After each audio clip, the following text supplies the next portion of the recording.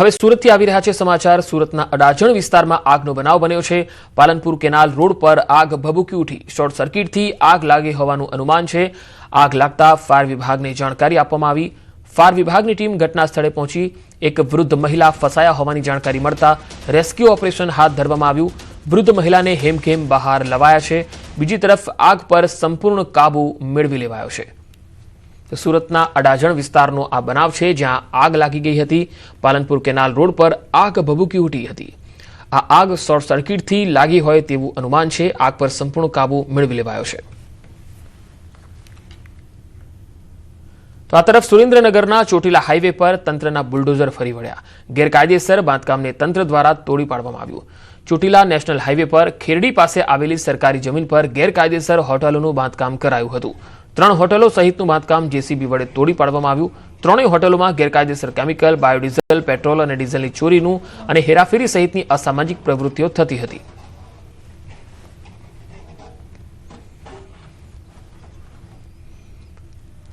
ત્રણ હોટલોનું ડિમોલેશન કરી અને 28 કરોડ 12,24,000ની સરકારી જમીન છે એ જમીન હાલ હસ્તક લેવામાં આવેલી છે અને ખુલ્લું કરવામાં આવેલ છે અને દબાણકારોને હટાવવામાં આવેલ છે।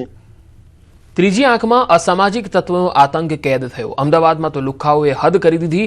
પોલીસની સામે જ મહિલાઓ પર હાથ ઉઠાવ્યો।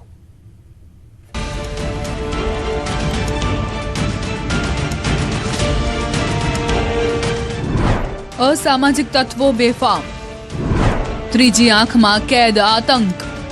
રાજ્યમાં ફરી અસામાજિક તત્વો બેફામ બન્યા છે। ક્યાંક સિગારેટના રૂપિયા માટે માથાકૂટ થઈ તો ક્યાંક જમીન વિવાદમાં માથા ફૂટ્યા। જુઓ આ દ્રશ્યો। આ ઝઘડો સિગારેટના રૂપિયા માટે છે। દાવો છે કે દુકાનદારે સિગરેટના રૂપિયા માંગ્યા તો આરોપી ઉશ્કેરાઈ ગયો અને દુકાનદારને ઢોરમાર માર્યો। એટલું જ નહીં, પોલીસની હાજરીમાં આરોપીએ દુકાન પર પથ્થરમારો કર્યો। મોન્ટુ કોસ્ટી અને રાહુલ નામના 2 શખ્સો વિરુદ્ધ દુકાનદારને મારવાનો આરોપ છે। આ અંગે ખોખરા પોલીસે ફરિયાદ નોંધી વધુ તપાસ શરૂ કરી છે। રાજકોટમાં લીમડા ચોક પાસે આવેલી ખાનગી ટ્રાવેલ્સની ઓફિસમાં મારામારી થઈ। મેમો કાઢવામાં વાર લાગવા જેવી નજીવી બાબતે મામલો મારામારી સુધી પહોંચી ગયો હતો। સમગ્ર ઘટનાનો વિડીયો સામે આવ્યો છે। વિડીયોમાં જોઈ શકાય છે કે એક શખ્સ ટ્રાવેલ્સની ઓફિસમાં બોલાચાલી કરે છે, જે બાદ તે ઓફિસમાં રહેલા વ્યક્તિને તમાચો ઝીંકી દે છે। ત્યારબાદ બંને મારામારી પર ઉતરી આવે છે।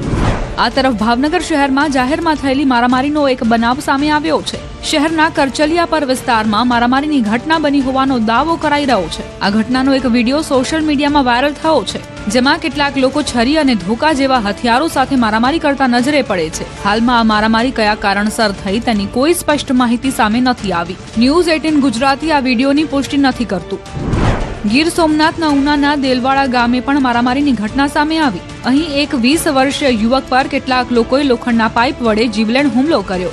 યુવકને હોસ્પિટલ લઈ જતી વખતના સીસીટીવી ફૂટેજ સામે આવ્યા છે, જેમાં જોઈ શકાય છે કે યુવક બેભાન અવસ્થામાં છે, જેને તેના સંબંધીઓ બાઇક પર હોસ્પિટલ લઈ જઈ રહ્યા છે। પોલીસે આ કેસમાં ગુનો નોંધ્યો છે। જો કે બેફામ બનેલા ગુંડાઓ પર કાર્યવાહી ક્યારે થશે એ અંગે સવાલ છે।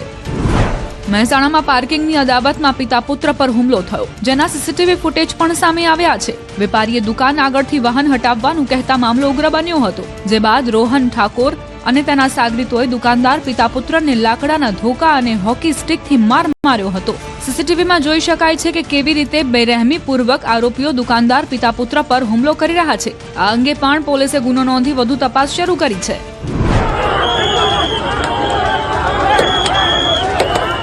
જ્યારે બનાસકાંઠામાં હત્યાના આરોપીની જાહેરમાં સરભરા થઈ। પાલનપુર એરોમા સર્કલથી ખાનગી હોટેલ પાસેના ઘટના સ્થળે લઈ જઈ આરોપી પાસે રિકન્સ્ટ્રક્શન કરાવાયું હતું। આ દરમિયાન પોલીસે આરોપીઓ પર દંડાવાળી કરી હતી। આરોપીને જોતા લોકોમાં રોષ ફાટી નીકળ્યો હતો અને કડક કાર્યવાહીની માંગ કરી હતી। સાથે જ ગુજરાત પોલીસ જિંદાબાદના નારા લગાવ્યા હતા। બીજી તરફ ધોલાઈ થયા પછી આરોપી બરાડા પાડીને રડવા લાગ્યા હતા અને પોલીસને એવું કહેતા નજરે પડ્યા કે આના કરતા એન્કાઉન્ટર કરી દો।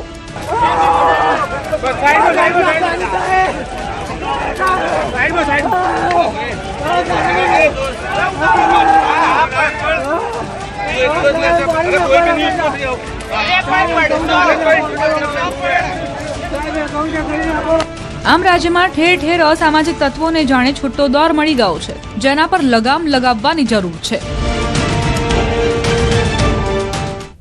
અમદાવાદ સહિત રાજ્યના અલગ અલગ જિલ્લાઓમાં તસ્કરોએ તરખાટ મચાવ્યો.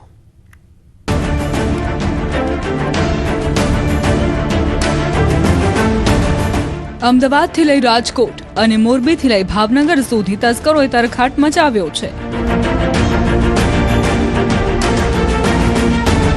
સોનાનો ભાવ વધતા જ તસ્કરોની નજર હવે સોનાના ઘરેણાં ઉપર પડી છે. થોડા દિવસોથી જ્વેલર્સની દુકાનમાં ચોરીની ઘટનાઓ વધી છે.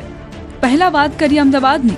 અમદાવાદના આનંદનગર વિસ્તારમાં જ્વેલરીના શોરૂમમાં ગ્રાહકના સ્વાંગમાં ચોર ટોળકી ઘૂસી અને 3,13,000ના સોનાના દાગીનાની ચોરી કરી ફરાર થઈ ગયા. ચોંકાવનારી વાત એ છે કે જેણે સોનાના દાગીના પર હાથ ફેરો કર્યો તેની ઉંમર માત્ર 12 વર્ષ જેટલી જ છે. 12 વર્ષે ભણવાની ઉંમરે તે ચોરી કરતો થઈ ગયો છે. દ્રશ્યોમાં જોઈ શકાય છે કે દુકાનમાં એક સાથે કેટલાય લોકો ઉમટી પડે છે. દુકાનમાં અલગ અલગ વસ્તુઓ જોવાનો ઢોંગ કરે છે. આ દરમિયાન વેપારી